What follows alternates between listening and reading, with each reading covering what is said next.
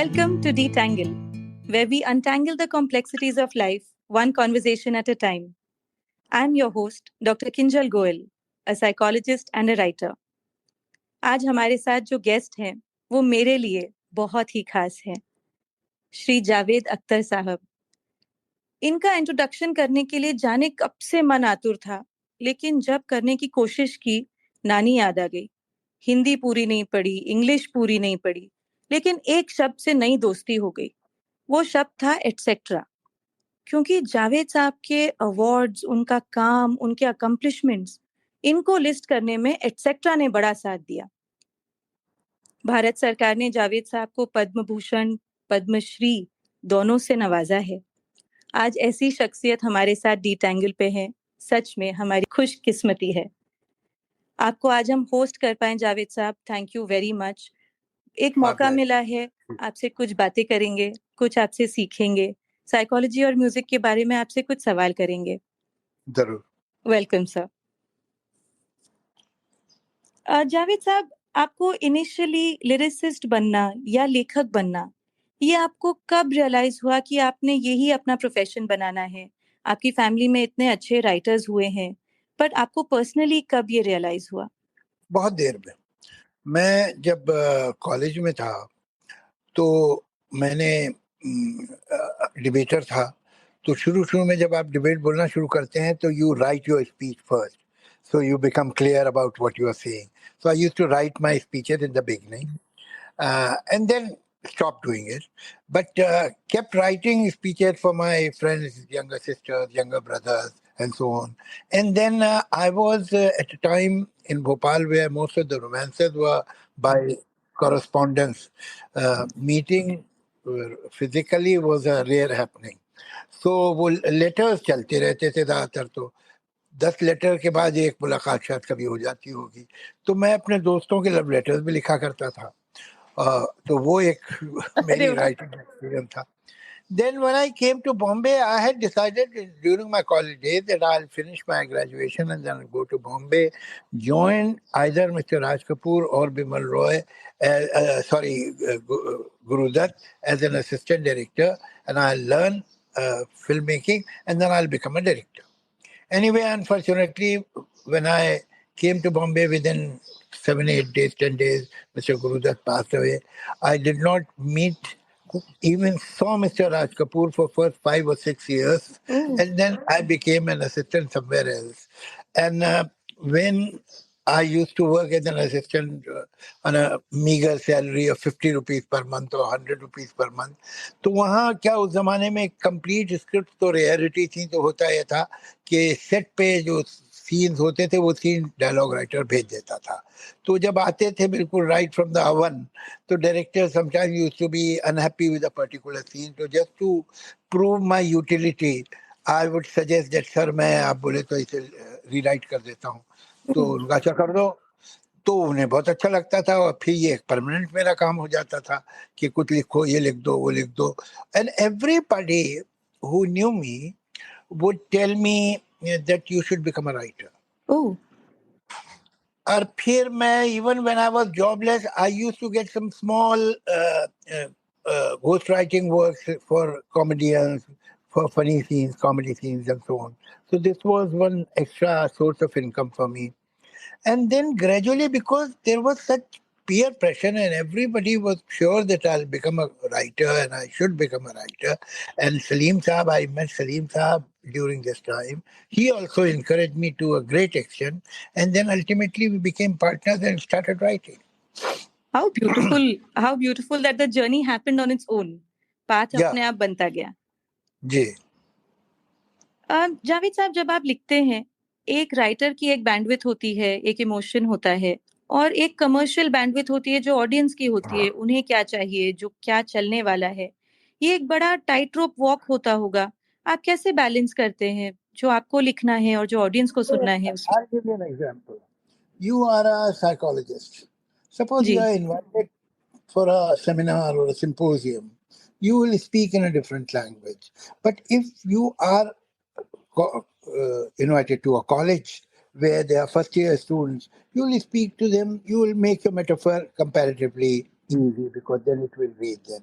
Then you are asked to go to a village and talk to the mothers there that how they should handle their children and what are the complications of motherhood and so on, and bringing up the children and so on. Then you will use some other kind of language. Your value system will remain the same, but you will see to it that when you are talking to a particular segment of society, or particular people, your language or your expression should be within their reach. ये आप करेंगी, जिस तरह से आप एक seminar में बोलेंगी वैसे आप उस गांव में जाके या उस स्कूल में जाके नहीं बोलेंगी, आप वही बात कहेंगी लेकिन किसी और तरह से. Now talking to or addressing a larger audience doesn't give you permission, at least to me, doesn't give me the permission to be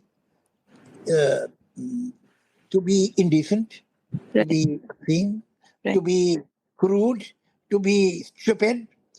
So we can be sensible, we can be aesthetic, we can be artistic, even while addressing a crowd of 10 lakh people. It's possible. It is. तो यही बात है कि हम ये जो lowest common denominator एक बहुत रिस्पेक्टेबल टर्म डेवलप कर दी गई है फॉर सारे घटिया कामों के लिए, ये बिल्कुल गलत है. You can make a good, decent, sensible, intelligent, entertaining film because you see people don't have much a very large attention span, particularly about things which don't matter them immediately.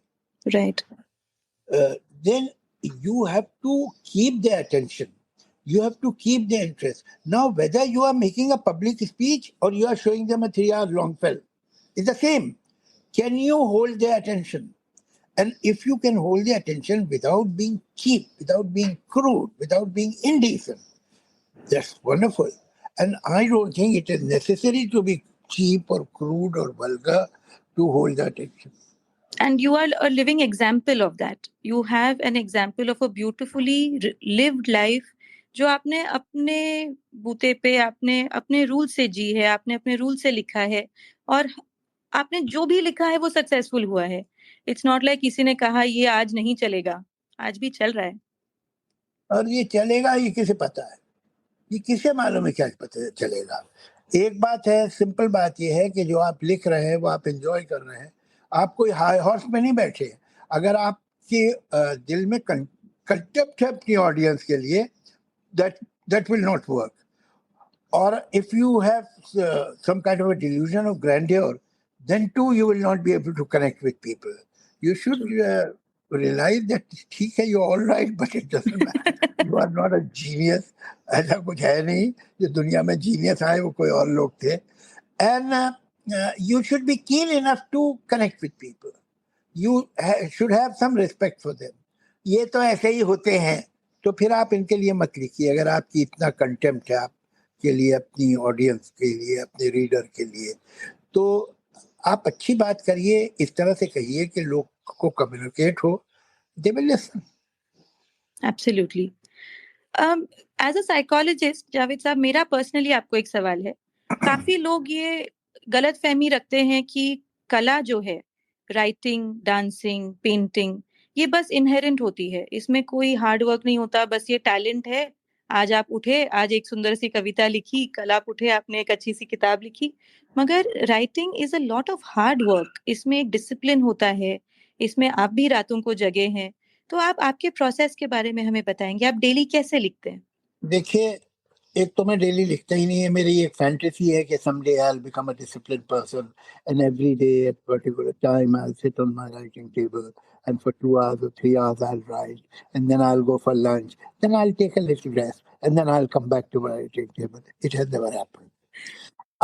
My source of inspiration is the deadline. अच्छा. When it comes too near, then I get scared that now perhaps I won't be able to finish the work, and that makes me work. और सारे जो आपके neurons हैं, they come together to save you. तो तब तक वो इधर उधर घूमते फिरते रहते हैं. ये मेरा एक्सपीरियंस ही है. बहुत दिनों से एक फैंटेसी है मेरी, लेकिन वो अब तक नहीं पूरी हुई, तो अब क्या होगी. तो देखिए, हम लोग जो है, एक पोएट है, लड़का है, यंग लड़का है, उसका नाम है अजहर फराग. अच्छा. मैं इसलिए नाम ले रहा हूँ कि जब मैं इतना अच्छा शेर सुना रहा हूँ तो ड्यू क्रेडिट जाना चाहिए आदमी को कि जरूर। जिसने लिखा है। आप ये देखते हैं, मैंने बहुत सारे गाने जो हैं 20 मिनट में, 15 मिनट में, 10 मिनट में, 8 मिनट में भी लिखे हैं, और कई ऐसे भी लिखे हैं जो पूरा दिन लग गया है। या कभी कभी ऐसा भी हुआ है कि एक दिन से ज्यादा लग गया है, 1.5 दिन लग गया है। लेकिन वो तो रेयर है। आमतौर से मैं 1 घंटे 2 घंटे में गाना लिख लेता हूँ। लेकिन बहुत से गाने ऐसे हैं जो अ, मैंने वाकई 10 मिनट के अंदर लिखे हैं, और वो चले भी हैं, कामयाब गाने। तो एक शेर है उसका कि ये नहीं देखते कितनी है रियाजत किसकी। रियाजत है जो रियाज करते हैं ना जी, म्यूजिक, प्रैक्टिस। वो जो प्रैक्टिस है या जो उसका प्रिपरेशन है, तैयारी है, वो कितनी है। ये नहीं देखते कितनी है रियाजत किसकी। लोग आसान समझ लेते हैं आसानी को। वाह। तो आसानी आसानी से नहीं आती है। हम पंडित रविशंकर को मैं पर्सनली जानता था, और बहुत मेहरबान थे मुझ पे, बहुत अच्छी प्यार से मिलते थे। उनकी उंगलियों पे गट्टे पड़े हुए थे, ओहो। इसलिए कि इन यंग एज उन्होंने रोज 8 घंटे 9 घंटे रोज सितार की मशक की। 8 9 घंटे रोज। उसके बाद हम देखते हैं उन्हें स्टेज पे जब आते थे वो, और पंडित जी तो अरे क्या पानी की तरह बह रही थी रागनी, और ऐसे ऐसा लगता था दरिया बह रहा है उनका राग जो प्ले कर रहे हैं। वो ऐसे नहीं आया था, उसके पीछे कितनी मेहनत, कितना जतन, कितना वो था, तब ये आसानी उनके पास आई थी। आज जब जाकिर का हम तबला सुनते हैं तो अरे यार कैसे बजाता था, उसे तो हाथ भी नहीं दिखाई देते जब बजा रहा। ये सोचिए जब पहली दफा तबले पे हाथ रखा था, और जब उसके फादर ने उसे तबला बजाना सिखाया था, तो कितनी बार गलतियां की थी, और कितनी देर रोज मशक करते थे और प्रैक्टिस करते थे, तो पूछिए उनसे। तो होता क्या है कि जितनी आपने तैयारी की है, जितना मशक किया। अच्छा, पोइट्री में या राइटिंग में क्या मशक है? सबसे बड़ी जो तैयारी है पोइट्री की या प्रोज की भी, वो है पढ़ना। आपने पोइट्री पढ़ी कितनी? अच्छा, हम लोग पोइट्री सुन लेते हैं, बस सुनने में भी गाने में सुनते हैं, गजल गा रहा है कोई, वो सुन लिया, वो काफी नहीं है।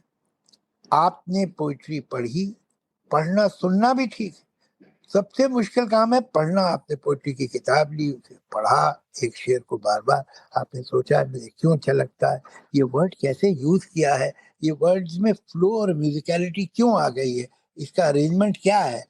धीरे धीरे धीरे धीरे धीरे आप पहचानते हैं वर्ड्स को। देखिए, words are for a poet what paints are for colours are for a painter. तो एक तो आपको उनके बारे में मालूम होना चाहिए बहुत ज्यादा। Words are like people. Word सिर्फ वो नहीं है जो डिक्शनरी में है, वर्ड उससे बहुत ज्यादा होता है। जैसे कि आप सकाटिस्ट हैं, तो आपसे सकाटिस्ट थोड़ी हैं। अगर हम देखें, आपको ट्रेस करें भाई ये कौन है किंजल, तो मालूम होगा सकाटिस्ट है, दिस इज हर वर्क। मगर उसके अलावा भी आप बहुत कुछ। उसी तरह से हर वर्ड पे एक रिस्पॉन्सिबिलिटी है, this particular meaning will be conveyed bye you. Apple, now your responsibility, apple, sound apple, to turn into a word by conveying the meaning of a red looking fruit. ये आपका काम है।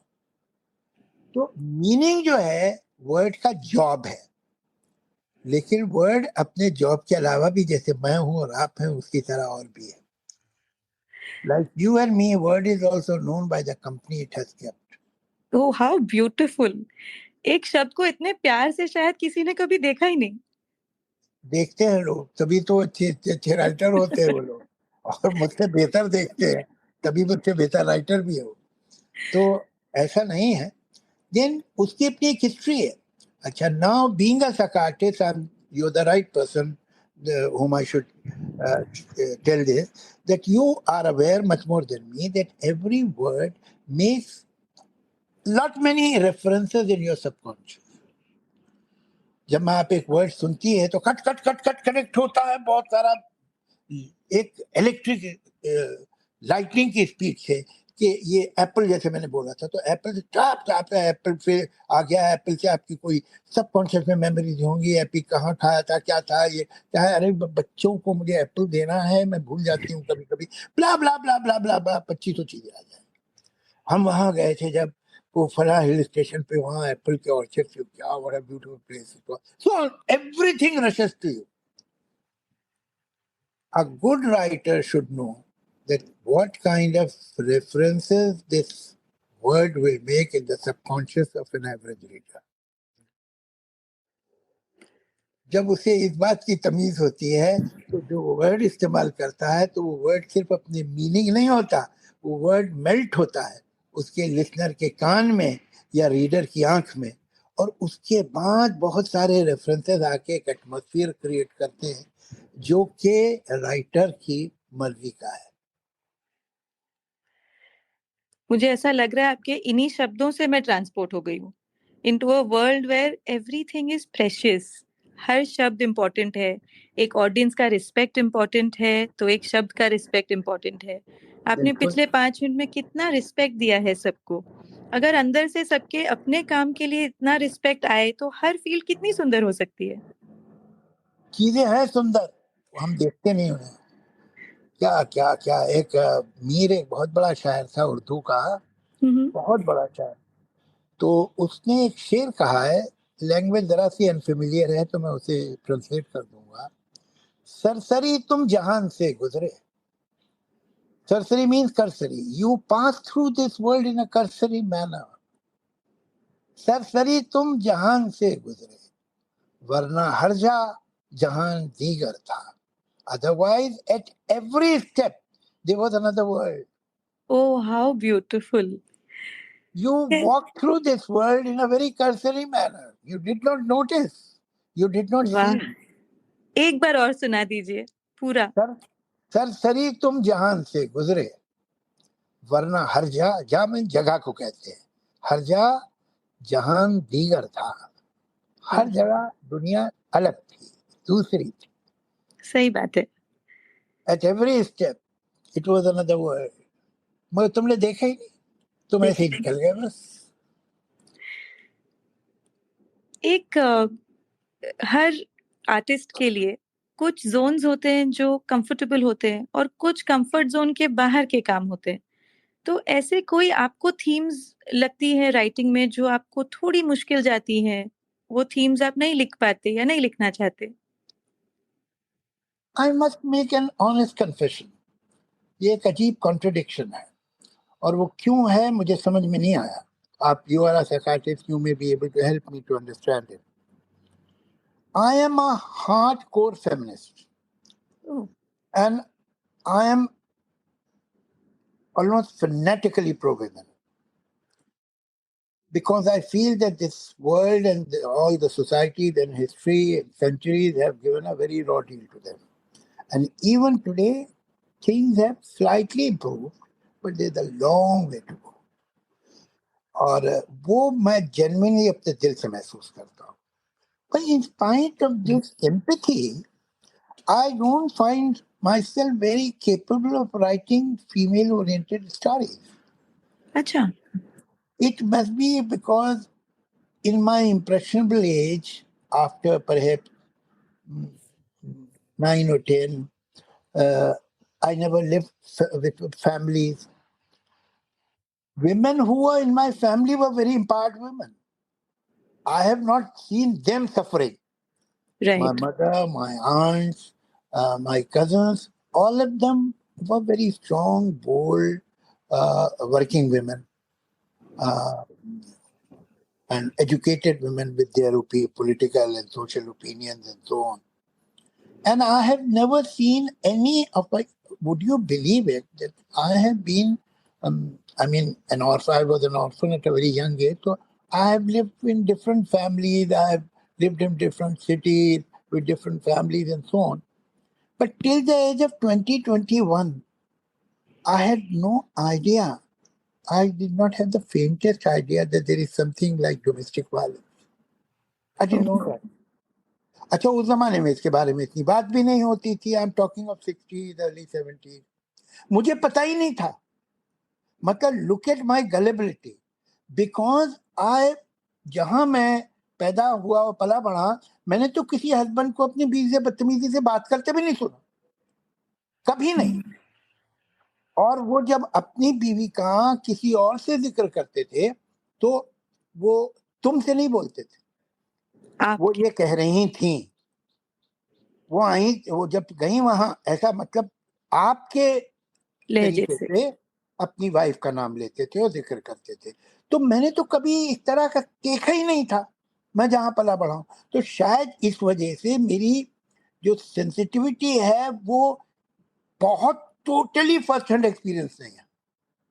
हम्म, I know as an educated person that what has happened in the world and what is happening and so on. And uh, मगर ये कि अगर मैं अपने पर्सनल एक्सपीरियंस में देखूं तो मुझे बात में मालूम हुआ कि क्या चीज़ है डोमेस्टिक वायलेंस एंड क्या है जो मतलब ऑलमोस्ट कंपल्सिव वाइफ बीटर्स हैं ये वो। लेकिन ये मुझे बहुत लेट एज में मालूम हुआ, बाद में मालूम हुआ।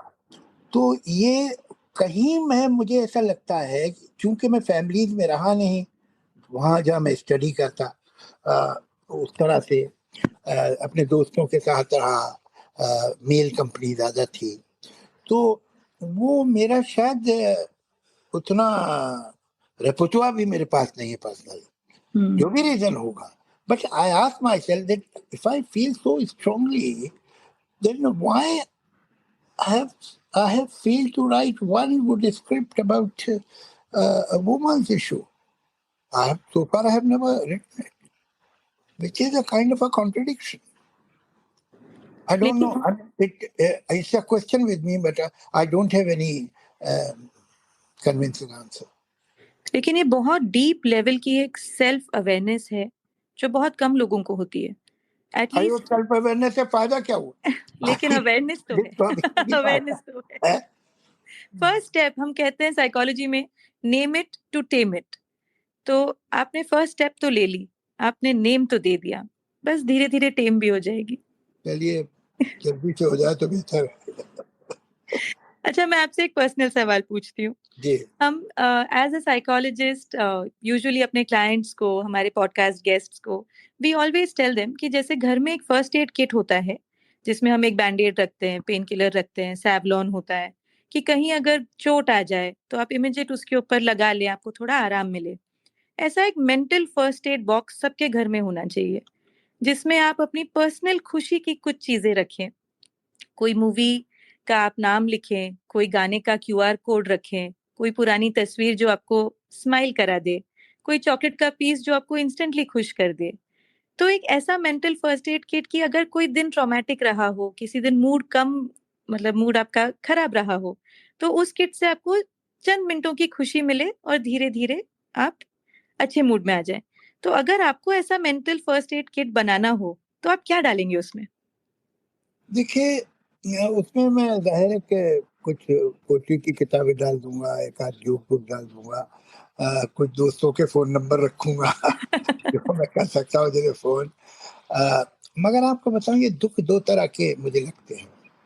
एक एक इंसिडेंट हुआ, आपने उस पर एक किया, somebody died, somebody is fatally unwell and terminal disease है whatever।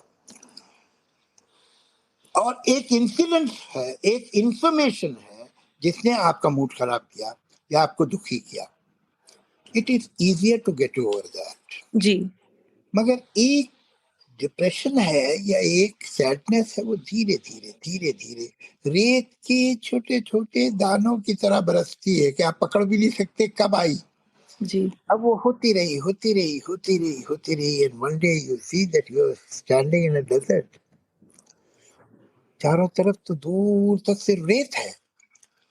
उससे लड़ना बहुत मुश्किल होता है, जो कि आपको बता के नहीं आती, जो एक इंसिडेंट में कैद नहीं है, जो धीरे धीरे धीरे आपकी जिंदगी का हिस्सा बन रही है। जी। तो वो जो है वो उससे लड़ना और उससे बाहर आना ज्यादा डिफिकल्ट है। एक ट्रेजिक इंसिडेंट हुआ है, you can rationalise it, you can stop thinking about it. लेकिन अगर जिंदगी में धीरे धीरे कलर चेंज हो रहा है, जो जमीन है वो पहले सुनहरे रंग की थी, अब वो धीरे धीरे डार्क होती जा रही है, and दूर तक ऐसा ही हो रहा है। Now you don't know what to do about it, and ये किस पल में हो रहा है ये भी नहीं आप पकड़ पा रहे, किधर से शुरू हो रहा है ये भी आप नहीं पकड़ पाते। तो वो डिप्रेशन, उससे लड़ना ज्यादा मुश्किल होता है। उसमें फिर आपको झूठे बहाने बनाने पड़ते हैं कि एक्चुअली ये इंसिडेंट था जिससे मुझे दुख हुआ। वो इंसिडेंट से आपको दुख ही नहीं है, आपको तो दुख है, बस है। बस है। और वो उसका एक रीजन ही नहीं है। जैसे आप एक डेजर्ट में खड़ी है, तो क्या आप कोई पार्टिकल उठा के सैंड का बता सकते इसकी वजह से है ये सारा सैंड, इसकी वजह से डेजर्ट हो गया है? नहीं।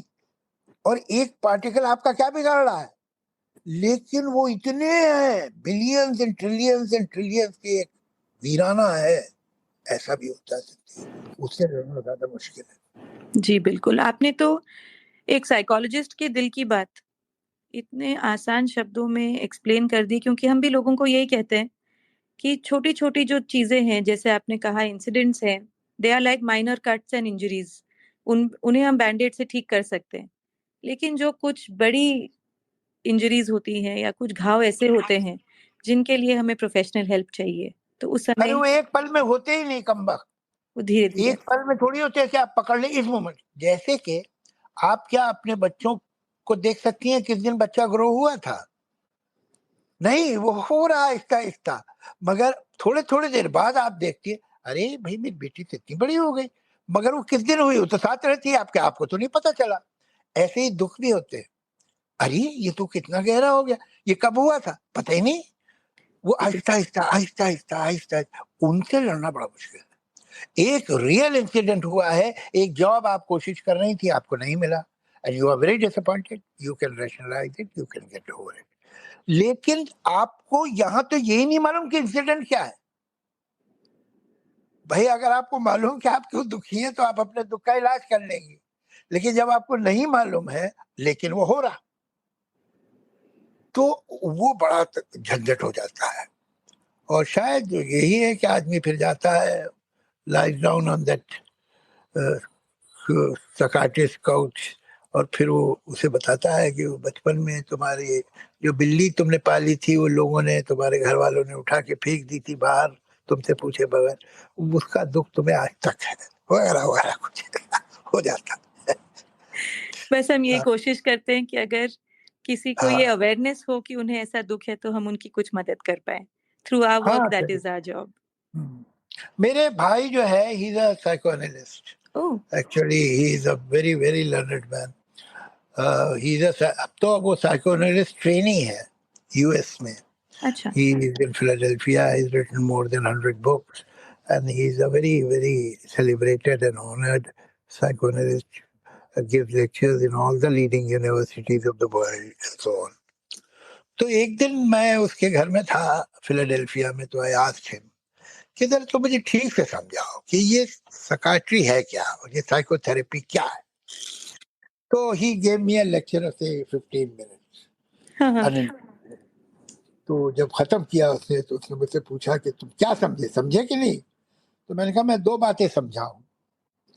एक तो ये क्या है, badly need psycho analysis and psychic है। दूसरे ये कि ये मैं कभी नहीं करवाऊंगा। दो बातें समझ में आई। 2 बातों में निपटा दिया आपने उन्हें। हाँ, तो वजह ये है कि ये तो समझ में आ गया कि हाँ भाई, अंदर जो इतना ट्रोमा है, इतना टर्मोइल है, इतना अनईजीनेस है, फ्रस्ट्रेशन है जिसका कोई नाम नहीं है, इसका भी रिजॉल्व हो सकता है अगर कोई आपको सिंपैथी से आपकी बात सुने, आपको धीरे धीरे धीरे धीरे नच करता हुआ वहां ले जाए जहां आप उस चीज को फेस करें जिसने ये सब कॉज किया, और आपको लगे कि अरे भाई ये तो I should avoid it, reject it, delete it, तो आप बेहतर बन सकते हैं। मगर साथ मुझे क्या ये डर है कि अगर ये सब जो अंदर के ट्रोमास हैं, ये मैंने रिजॉल्व कर लिए, तो खुश तो मैं हो जाऊंगा और पीस तो मेरे अंदर और ट्रैंक्विलिटी आ जाएगी, but will I be able to write the way I do?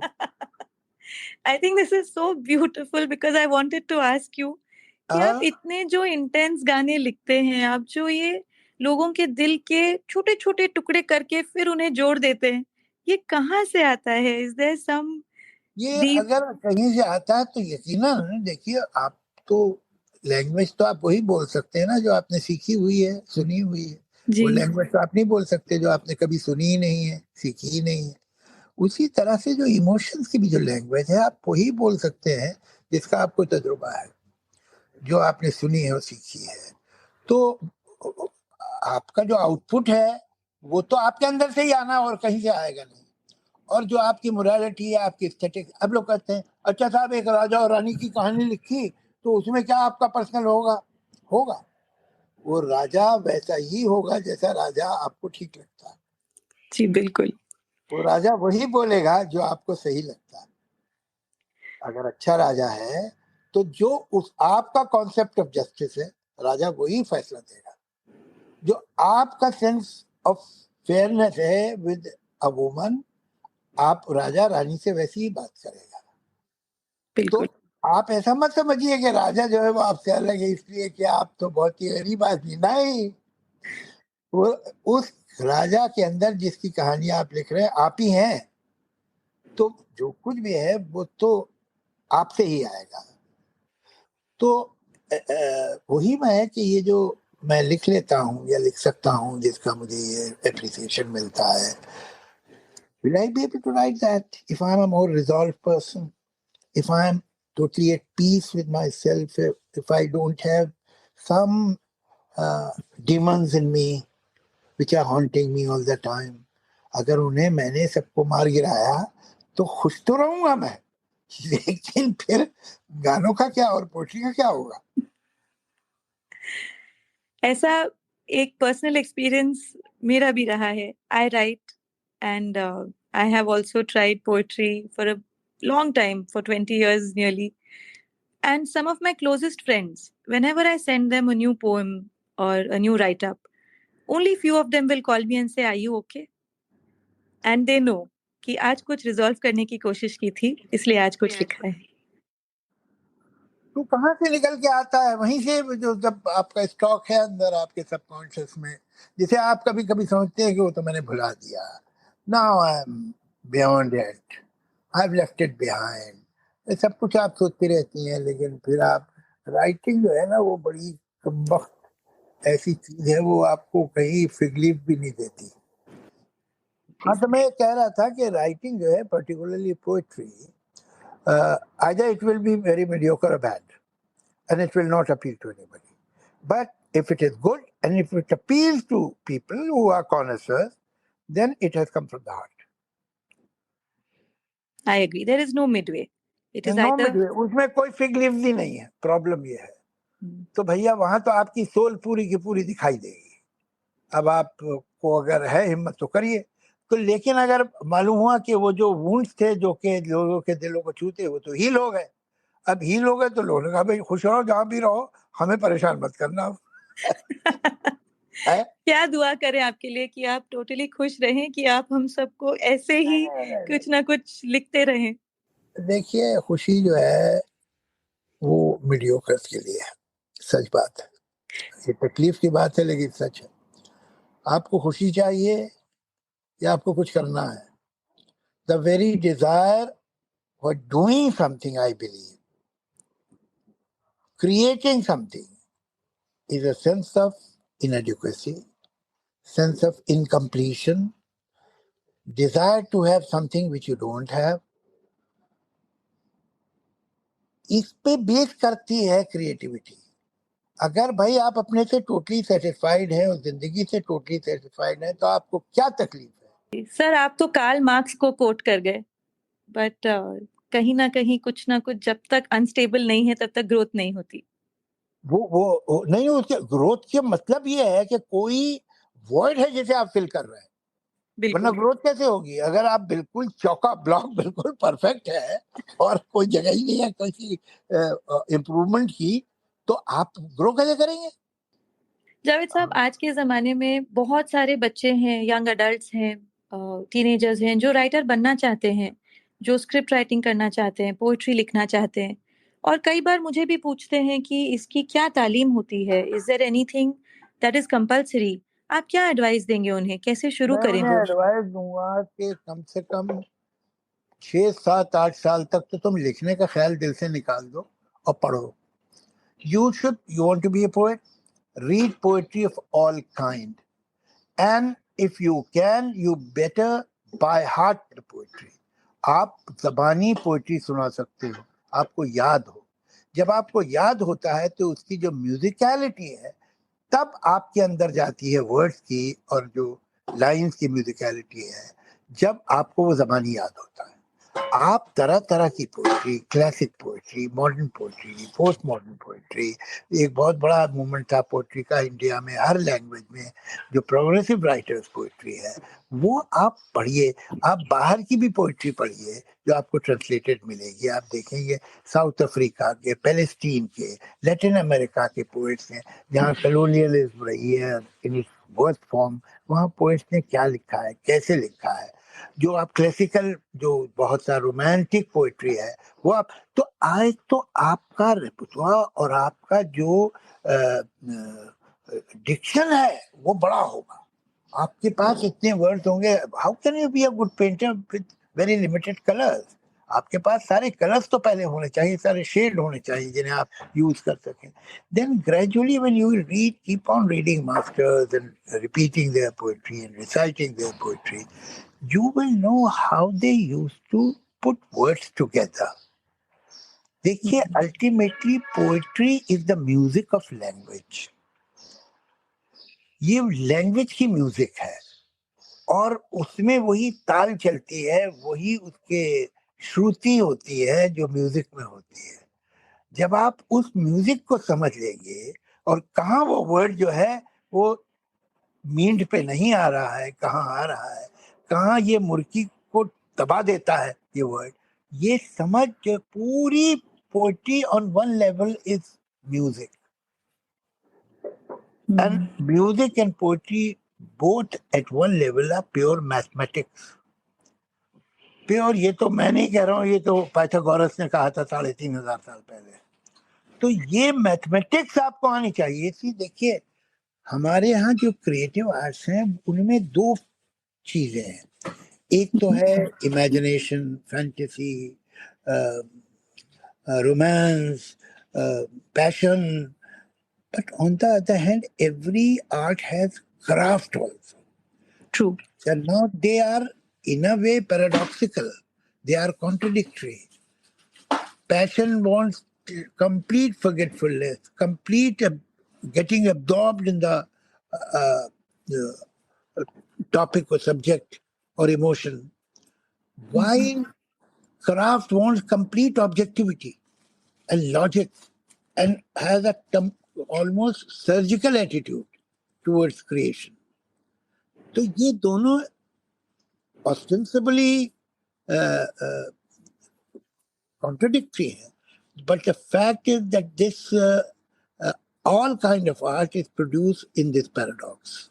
तो कभी कभी तो मुझे लगता है कि सारे artist on some level schizophrenic होते हैं.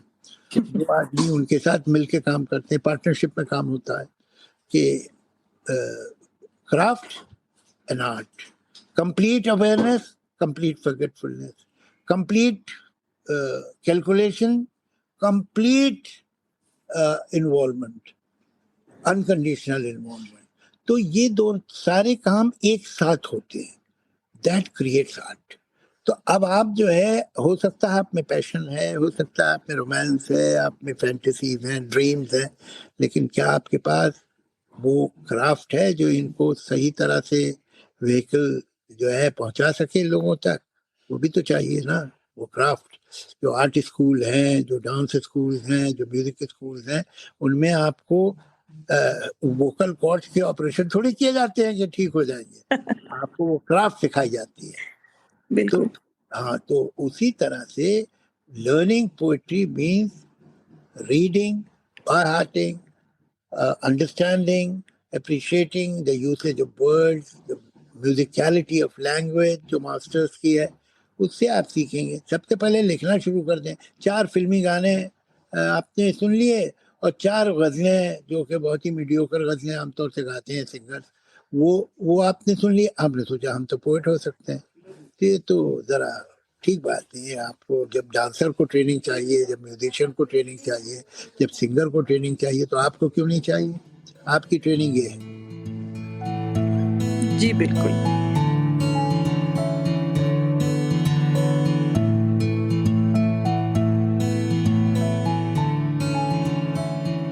जावेद साहब, इतनी सारी चीजें आपसे हमने सीखी, इतने सारे सवाल हमने आपसे पूछे और आपने इतना प्यार से हमारे सारे सवालों का जवाब दिया। There is no way I can show my gratitude to you in its pure depth. Thank you. आपने इतना कुछ आज हमसे शेयर किया जो हमारे सब लिसनर्स को, हमारी ऑडियंसेस को बहुत जरूरत है सुनने की, कि टैलेंट और हार्ड वर्क में दोनों की जरूरत है, आर्ट और साइंस में दोनों की जरूरत है। एक यिन एंड यांग जैसा रिश्ता है जो चल रहा है दुनिया में, बस हमें उसे बैलेंस करके ब्यूटिफुली देखने की जरूरत है।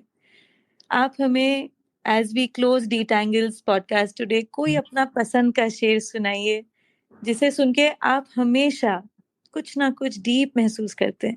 तो आप क्योंकि साइकोलॉजिस्ट हैं तो मैं एक ऐसा ही शेर सुनाऊंगा जो साइकोलॉजिस्ट के काम का है और ह्यूमन नेचर के बड़े करीब है।